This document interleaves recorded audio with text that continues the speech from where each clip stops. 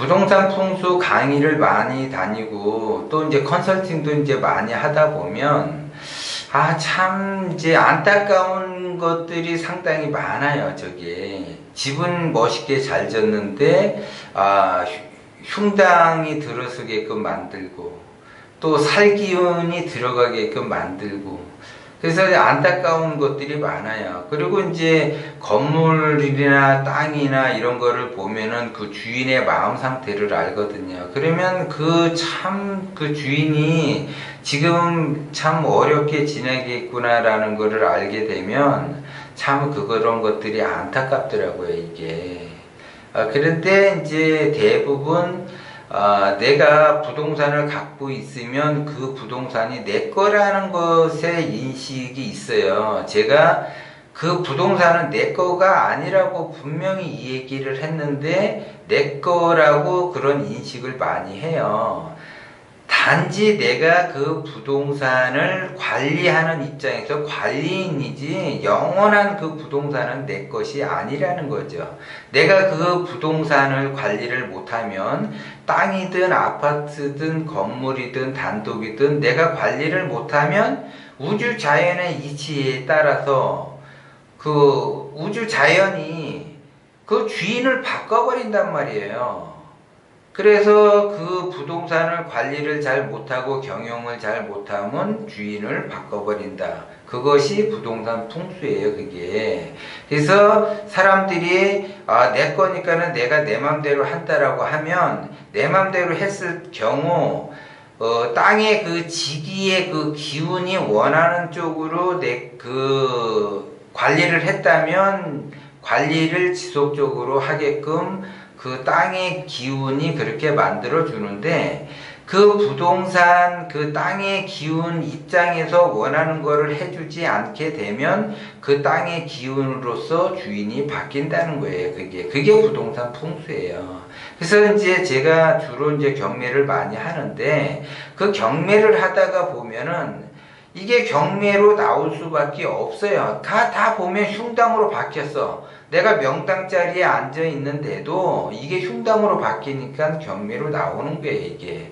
근데 지금 이제 뭐 대세의 흐름이 경매를 일반인들도 많이 해요. 경매를 많이 하는데 그 경매 물건 자체가 전부 다 흉당이고 흉살이 들고 살기가 강한 부동산들이에요, 이게. 그래서 경매 그 관리를 잘 못하고 경영을 잘 못하면 다시 또 나오는 것이 부동산 그 경매 쪽의 그 흐름이에요. 그래서 나왔던 물건이 또 나오고 또 나왔던 물건이 또 나오고 그렇게 돼요, 그게. 그래서 부동산 풍수 인테리어를 잘 해주든지 그 기준은 어디냐면 땅의 기운이 원하는 그 원하는 곳 가려운 부분을 긁어줘야만이 그것이 내가 꾸준하게 관리를 할 수 있고 경영을 할 수 있게끔 지속적으로 관리인으로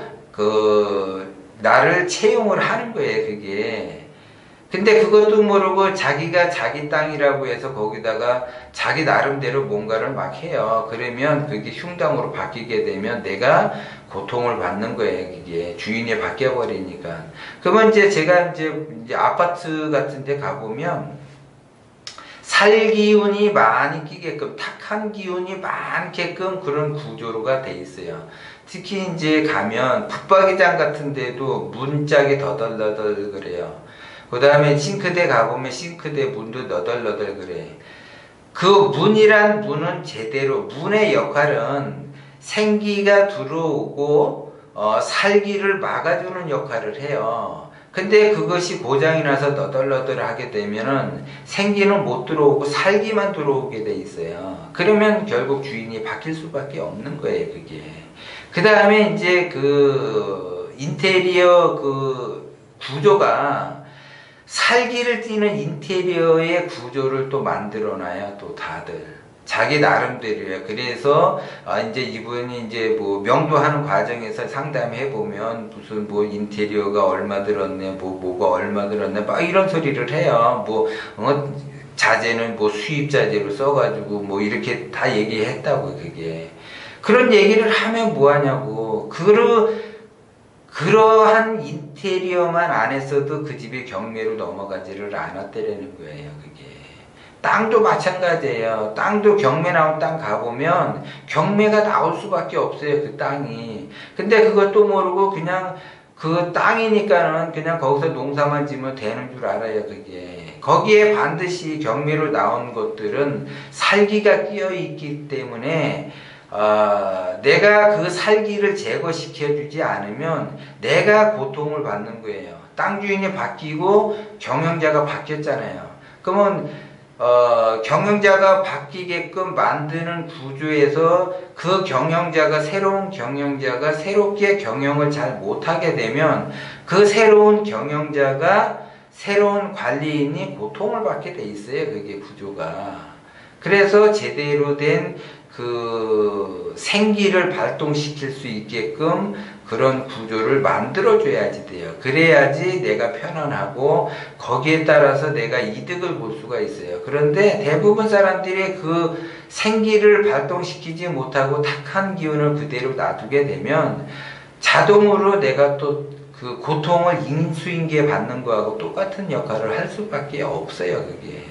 그리고 이제 내가 이제 경매로 이제 그 예를 들어 이제 나름대로 해가지고 이제 나름대로 또 인테리어를 해요.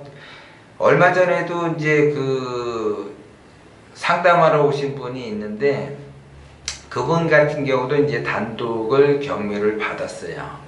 그 단독 주택을 경매를 받았는데 이제 그분은 이제 제가 꾸준히 컨설팅을 해주는 분이에요. 근데 이제 욕심이 나서 정원에다가 이제 나무를 심겠다 그래요.